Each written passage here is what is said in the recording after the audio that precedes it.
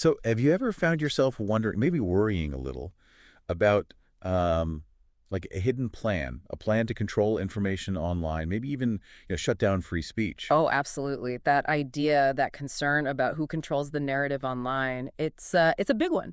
It touches on really fundamental stuff about access and influence. Exactly. And that's precisely what we're diving into today. We're going to unpack a single, pretty compelling audio source. It's an excerpt from a file called Plan to Shut Down Internet Freedom Leaked .mp3. Right. And this audio, it makes some very specific kind of dramatic claims about efforts to control digital information. Yeah, and our mission today, just to be clear, is to really understand the content inside this one source. hmm What does it claim? Exactly. We'll look at who it says is involved, the methods it describes, how certain groups are portrayed, but strictly through the lens of this one audio file. Okay, so let's start at the beginning with the foundation of the claim in this audio. It suggests that about a month before President Obama left office, he signed something into the NDA, the National Defense Authorization Act for 2017. hmm And the alleged impact of that, according to the source, is huge. Huge how? What does the audio say it did? Well, the claim is it placed the CIA and the State Department over the FCC, the Federal Communications Commission. Yeah, the usual regulator. Right. And this supposedly gave them control over, well, everything digital.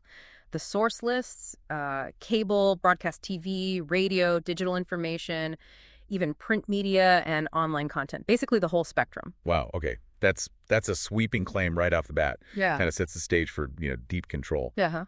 What does the source say about this carrying over? That's a key point in the audio. It emphasizes that this directive apparently stuck around. It makes a point of saying that even after Trump came in and Rex Tillerson supposedly took over state, this directive was just left there in the State Department. So the implication from the source is this was something bigger than just one administration, a deeper plan. Right, suggesting a kind of continuity regardless of who's in charge. Okay, so building on that alleged government framework, the audio then zooms in on a specific person, David Brock. Yeah, Brock, he's identified in the audio as, and I'm quoting here, a Democratic Party operative caught in WikiLeaks running all these anti-American operations. That's the source's description. Okay, and what's he allegedly doing now, according to this audio file? Well, there's talk of a new memo, apparently leaked by Dr. Jerome Corsi at Infowars.com. And this memo claims. It alleges Brock is actively starting to censor the web now. Okay, censor the web. How? Does the source get specific? It does. It talks about a trifecta that Brock is supposedly working with. Trifecta, meaning? Brock himself, plus what the source calls a mail-order diploma group out of Florida, and Snopes, the fact-checking site. That's what the audio claims, yeah. And this alleged group, this trifecta, will then supposedly tell Google, Facebook, and Twitter what content needs to be banned. Banned based on what? Based on, quote, David Brock's list. A list. Okay. And the source connects this to anything else? It does. It mentions that the Washington Post, a few months prior to this recording, presumably, had put out its own fake news list. I think I remember hearing about that. Right. And the source claims Infowars.com and DronesReport.com were high on that list. And crucially, it says the Post refused to name its source for that list. I see. So the audio is drawing a line from that Post list to this alleged Brock operation. Seems like it. And it gets even more specific, claiming Brock actually met with Facebook and Google in December. So after Trump's election, but before the inauguration, the claim is they met then to set up the censorship mechanism. And Media Matters. Where do they fit in, according to the audio? Media Matters is described as Brock's top watchdog against fake news and propaganda transforming the media landscape. So positioned by the source as a key player in this whole alleged effort. Okay, so the source lays out this alleged mechanism for control involving government directives, Brock, tech companies, but then it also tries to contrast this with what it sees as real news. Right. Exactly. It gives examples of things it implies are, true, but perhaps ignored or downplayed by others. Like what? Well, it mentions Maxine Waters allegedly saying Russia invaded Korea, and Nancy Pelosi supposedly thinking George W. Bush was still president 8 years and a couple months later. So the audio presents these as factual points, contrasting them with what it claims is being censored. Right, drawing a very stark contrast in its narrative. Does it give an example of the censorship it's alleging? Yes, a very specific one. It talks about Ben Garrison. Yeah. Says he was a guest on their show. And what happened to him, according to the source? Supposedly censored. kicked off Facebook and Twitter. For what does it say? It describes a specific cartoon Garrison allegedly made. The description in the audio is about not hiring veterans, but hiring 10,000 Islamic refugees. Okay. And the audio mentions specific imagery in the cartoon. The Women's March pussy hat, a Starbucks setting with a special decappuccino goat milk mocha, and Muslim refugees. So the source uses this very detailed example to illustrate the kind of political commentary it believes is being actively suppressed. Precisely. That's the function of that example within the audio's narrative. Okay, so we have the alleged censorship plan, the players, the examples.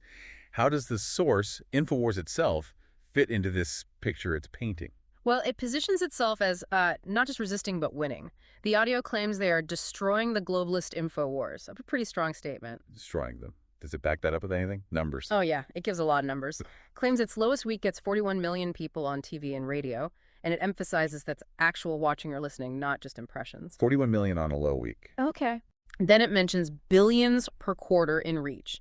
40+ million people watching, clicking, viewing for extended periods, not counting article reads. And election week. Election week, it claims 85 million. And then it says last week, presumably meaning the week before the recording, was 90 million or more. 90 million. Yeah, and it specifically compares that 90 million figure to the Joe Rogan experience. So the source is definitely presenting itself as this massive dominant force, succeeding despite these alleged attempts to block them. Absolutely. That's the core message there. Dominance in the face of opposition. And this all leads up to, what, a call to action. Pretty much. It urges the audience to spread the Infowars.com show link, share their podcasts. Promoting the content as the forbidden truth. That's the phrase used. the forbidden truth. Yeah. How does it define that truth? Interestingly, it says it's not liberal, not conservative, it's Americana, it's about success. So it frames its content as something unique, essential, maybe outside traditional politics that needs active championing. Okay, so let's just quickly recap what we've heard in this specific audio source. We started with this claim of a plan for pretty extensive internet censorship, supposedly rooted in government action under Obama. Right, the NDAA claim. And then allegedly carried out by figures like David Brock, working with Snopes, and in collusion with major tech platforms Google, Facebook, Twitter. Yeah, using specific lists and alleged past actions like the Washington Post list as context. And all this is contrasted with the source's own view of itself, InfoWars, as this incredibly powerful, dominant, uncensored voice that's winning against these forces, providing what it calls the forbidden truth. That sums up the narrative arc within the audio file, yeah. So listening to just this source, just as one perspective laid out here, really makes you think. It does. And a question to leave you, the listener, with is this. Based purely on what this one source claims, what does it suggest about the fight over information online? And maybe more importantly, how does its narrative challenge or perhaps confirm your own understanding of who's really shaping what we see and read in the digital world?